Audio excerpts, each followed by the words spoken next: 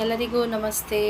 ಈ ವಿಡಿಯೋದಲ್ಲಿ ನಾನು ಏನು ಹೇಳಕ್ಕೆ ಇಷ್ಟಪಡ್ತಿದ್ದೀನಿ ಅಂದರೆ, ನಾನು ಸ್ಕೂಲ್ ಡೇಸಲ್ಲಿ ಓದಬೇಕಾದ್ರೆ ನಾನು ನನ್ನ ಫ್ರೆಂಡ್ನ ಮೀಟ್ ಆಗಿದ್ದು. ಈಗ ಮೊನ್ನೆ ಹಿಂಗೆ ಎಲ್ಲೋ ಹೋಗ್ಬೇಕಾದ್ರೆ ನಂಗೆ ಹೊರಗಡೆ ಸಿಕ್ಕಿದ್ಲು. ಆಮೇಲೆ ಹಿಂಗೆ ಬಾ ಮನೆಗೆ ಅಂದ್ಲು, ಹೋದೆ, ಟೀ ಕೊಟ್ಟಳು, ಸ್ನ್ಯಾಕ್ಸ್ ಕೊಟ್ಟಳು. ಅವ್ರು ಸ್ನ್ಯಾಕ್ಸ್ ಕೊಟ್ಟಿದ ತಕ್ಷಣ ನಾನು ತಿನ್ಕೊಬಿಟ್ಟೆ. ಆಮೇಲೆ ತಿಂದಾದ್ಮೇಲೆ ಅವಳು ಹಿಂಗೆ ಬೇಜಾರಾಗಿ ಕೂತು, ಯಾಕೆ ಬೇಜಾರಲ್ಲಿದೆ, ಏನು ಯಾವ ಥರ ನನ್ನ ಫೀಲಿಂಗ್ಸ್ ಇತ್ತು, ಈ ಥರ ಮಕ್ಕಳು ಹಿಂಗೆಲ್ಲ ನಾನು ನನ್ನ ಎಲ್ಲ ಹೇಳ್ಕೊಂಡೆ. ಅವಳು ಎಲ್ಲ ಆಯಿತು ಅಂತ ಹೇಳ್ಕೊಂಡ್ಳು. ಆಮೇಲೆ ಇಲ್ಲ 5 ವರ್ಷ ಆಯಿತು ಮಕ್ಕಳಾಗಿಲ್ಲ. ಹೌದಾ, ಬೇಜಾರು ಮಾಡ್ಕೊಬೇಡ ಬಿಡು, ಯಾಕೆ ಬೇಜಾರಾಗ್ತೀಯಾ, ಹಿಂಗೆ ಇರಲ್ಲ, ಯಾರಿಗೆ ಆಗಿರ್ಬೋದು. ದೇವರು ಒಂದು ಅಗ್ಲು ಅನ್ನ ಕೊಡಬೇಕು ಅಂದರೂ ಆ ಅಗ್ಲು ಅನ್ನೋದಲ್ಲೂ ಅವ್ರ ಹೆಸ್ರು ಬರೆದಿದ್ರೆ ಮಾತ್ರ ಕೊಡೋದಕ್ಕೆ ಸಾಧ್ಯ. ಅದೇ ರೀತಿ ನಿನಗೊಂದು ಹೂನ ಕೊಡಬೇಕು ಅಂದರೂ ದೇವರು ಕೊಟ್ಟೇ ಕೊಡ್ತಾನೆ. ನಿನಗೆ ಅದು ಟೈಮ್ ಬರಬೇಕು, ಕೊಡ್ತಾನೆ, ಸುಮ್ಮನಿರು, ಬೇಜಾರಾಗಬೇಡ ಅಂತ ನಾನು ಹೇಳಿದೆ.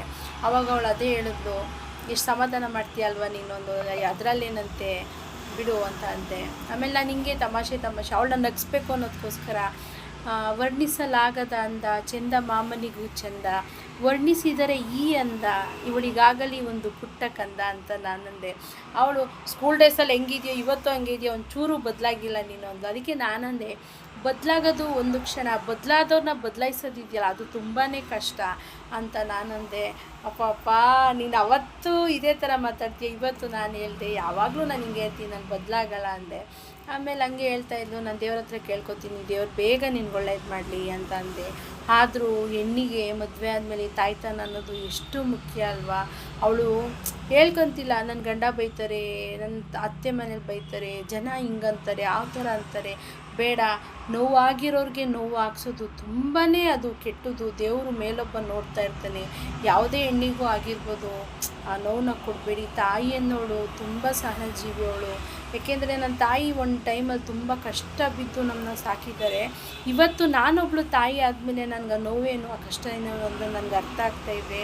ನಿಜವಾಗ್ಲೂ ಹೇಳ್ತೀನಿ, ಹೆಣ್ಣು ತುಂಬ ಸಹನಜೀವಿ. ಅವಳು ಕೊಡೋ ಕಷ್ಟ, ಅವಳು ಕೊಡೋ ನೋವು ಯಾವ ಇದಕ್ಕೂ ಆಗಲ್ಲ. ಒಂದು ಹೆಣ್ಣುತನ ಅನ್ನೋದು ಒಂದು ಇರುವೆಯಿಂದ ಪ್ರತಿಯೊಂದು ಜೀವಿಲೂ ಹೆಣ್ತನ ಅನ್ನೋದನ್ನ ದೇವ್ರು ಕೊಟ್ಟಿದ್ದಾನೆ.